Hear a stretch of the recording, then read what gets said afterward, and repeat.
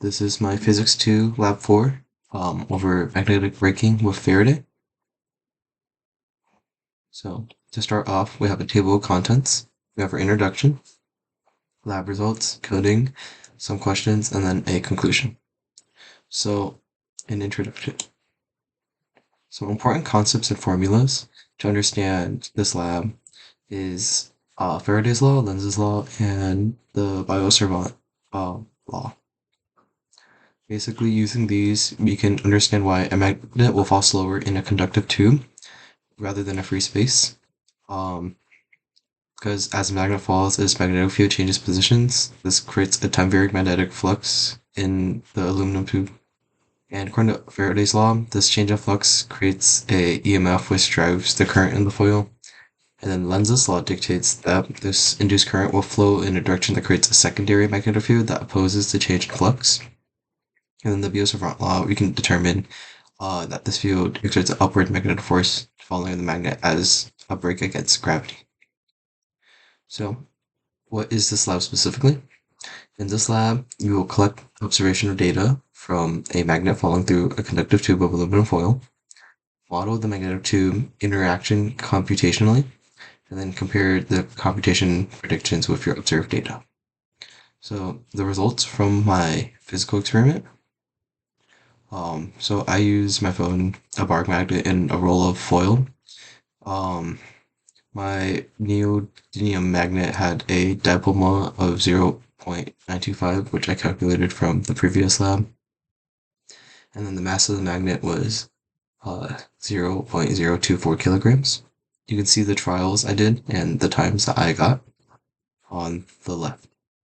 And my average fall time came to 0.2916 seconds. So when a magnet falls through free space, only a major force acting on it is downward gravity. However, when that same magnet falls through a conductive aluminum tube, its moving magnetic force creates a change in magnetic flux. According to Faraday's law, this change induces electric current with aluminum foil. Lenz's law dictates that this induced current will generate its own magnetic field and oppose the magnetic motion. This creates an upward magnetic braking force that counteracts gravity, causing the magnet to fall significantly slower on the inside of the tube than it does on the outside. So now for our coding, you can see some screenshots of the code right here. These are the different steps we had to do to fill out the code.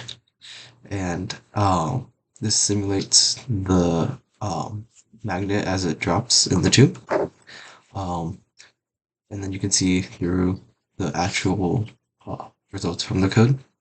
So when the video actually plays, you can see a red and blue current and as falling throughout the different loops, and then you can see the velocity time graph, and the average time in this model got was 0.248 seconds. Now, to compare these two,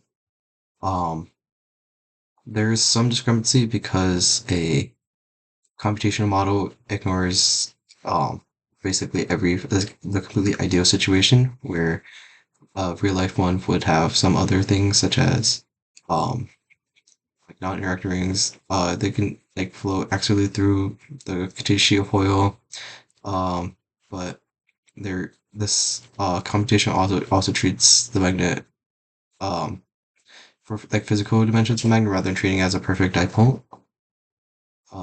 Yeah. So next we have some questions.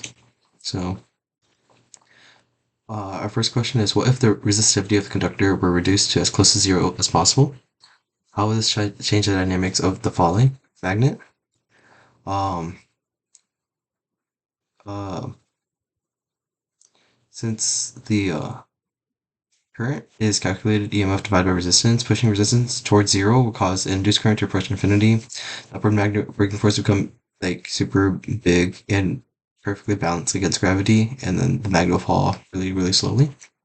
And then the second question is, what if the holes or slots were cut into the tube? How will this affect the current ring in your model?